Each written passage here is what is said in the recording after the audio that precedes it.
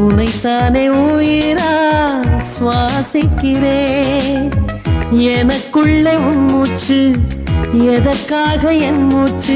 அடிமௌனம் வேண்டாம் கண்மணியே, ஒரு வார்த்தை பேசிவிடு. நான் எனக்குள் இல்லை, தொலைத்து விட்டேன், நீ என்னை மீட்டு கொடு. கண்ணுக்குள்ளே உன்னை வைத்தேன் கண்ணம்மா, நான் கண்கள் மூட மாட்டேன் அடி செல்லம்மா. நான் கண்கள் மூட மாட்டேன் அடி செல்லம்மா.